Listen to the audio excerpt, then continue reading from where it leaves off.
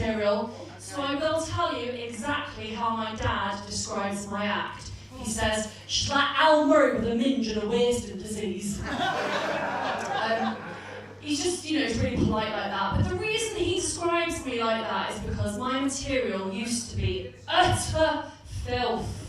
Blue, slaggy material. And I thought, have we got some lovers in here tonight? Any lovers? Or just a sea load of haters? Oh, right, well, let me teach you how to love.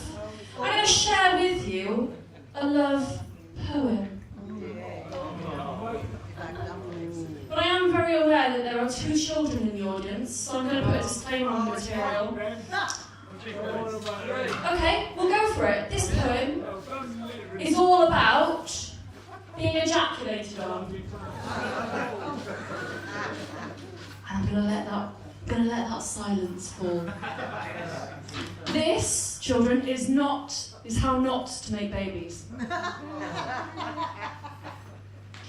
Don't be sad, no one wants to be a dad, so don't be reckless, give me that pearl necklace.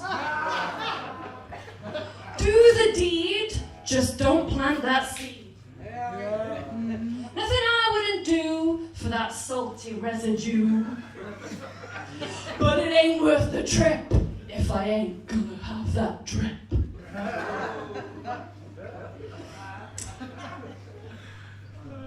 You're my type of bloke if you know how to soak. But you're on the bench if you ain't gonna drench. Don't be fickle, I love me a trickle. Thimbleworth is okay, but a truckload makes my day. Don't waste a toss, cover me in gloss. 'Cause I ain't gonna chastise when you wanna baptize. Oh, for a leak, I am a freak to be in a haze of jizzy glaze, sliding loose in your man juice, buttery like milk, you filthy man's silk. I'll be gleaming when you cover me in semen.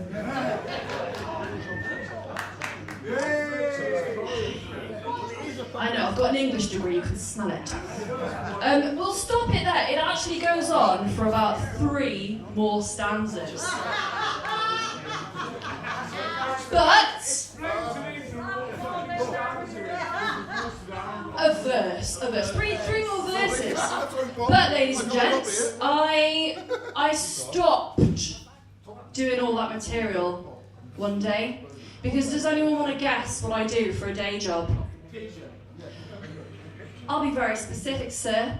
I am a religious studies teacher in a Catholic school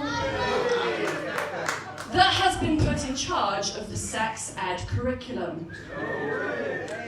So I stopped doing all of that material. No, genuinely, 100%, I stopped doing that material in the night because all it takes is one parent in the audience to recognise me and I'd be done. I'd be done for. I'd be fired. I'd lose my day job. I'd lose it.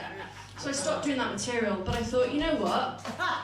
I could lose my day job on my day job, because sometimes when you're a comic, the wit is instant. And out of the mouth of babes, you can't write shit better than that. You can't.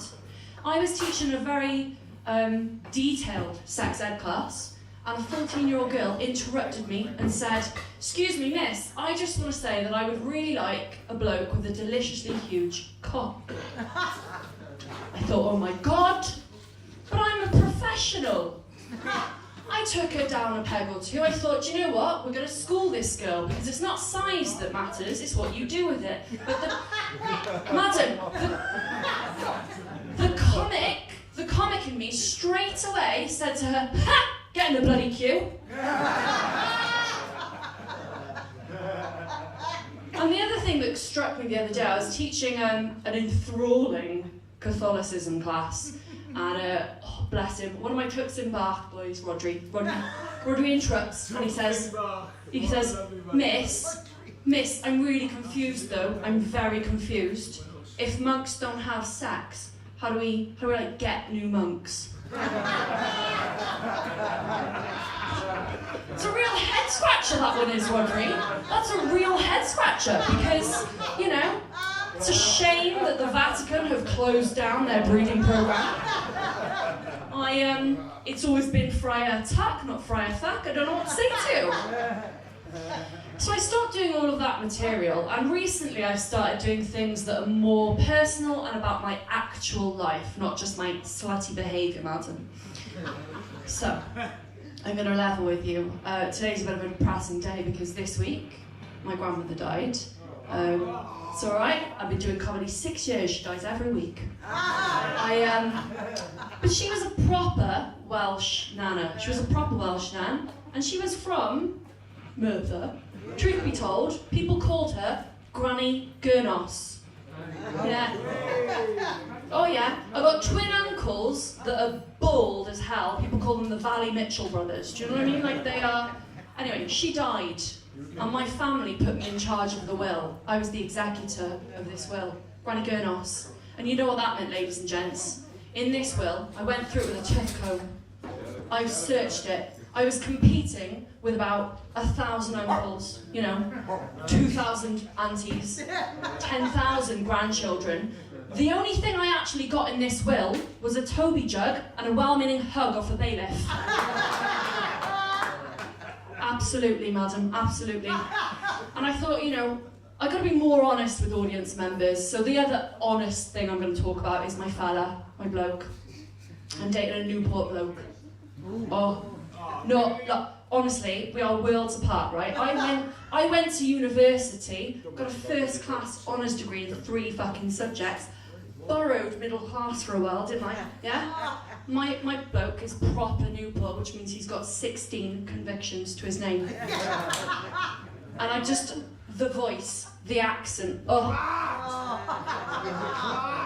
love it. I love an accent. He sounds like he's chewing an apple and he's got a lisp at the same time. Goldie looking chain from Newport, they got a restraining order against me. I'm like a dog on heat. I love it.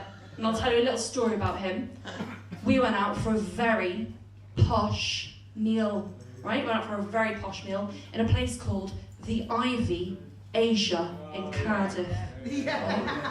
My bloke drops £200 on a bottle of wine. Woo! Crime fucking pays. And I thought that is sexy to me. And we went for lunch with my mate Emily the other day, and she said, "What did you do for your 30th birthday then?" My bloke cuts across the table straight away, goes, "Oh, we went Ivy Asia, loves that place, they got that wicked Chinese man in the toilets."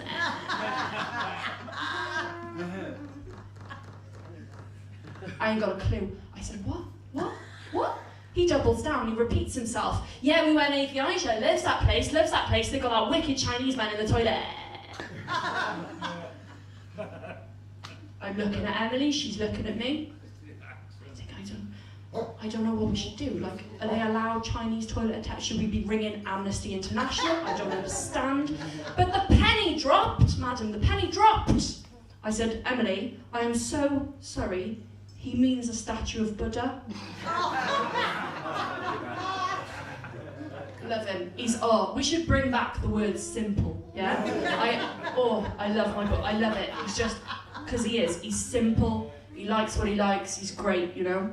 But the other thing I'm going to leave you with now is something that's really personal.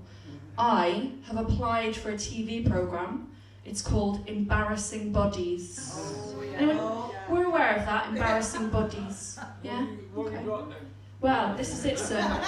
This is it. I mean, I'm aware of the look. I look riddled, yes, but no, I've only applied. I just think it's the quickest way to get a bloody GP's appointment. Yeah, honestly, yeah. And the reason I would like a GP's appointment, madam, is you can judge me now. I'm trying to get a tattoo removed on the NHS. It's the worst tattoo in the world. It's "Where's Wally?" on a lawnmower. Yeah. Oh yeah. And I'm leaving you with this thought.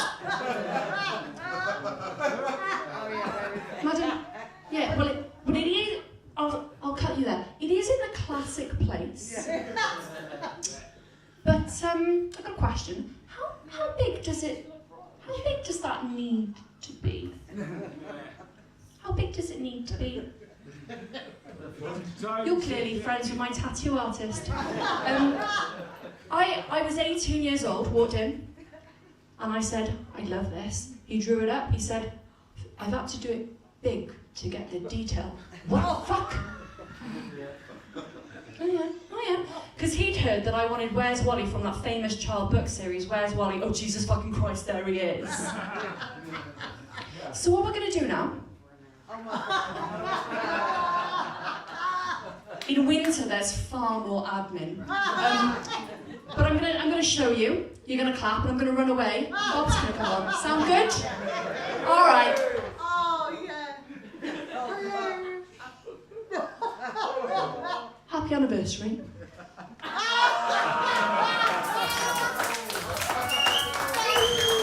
You've been lovely.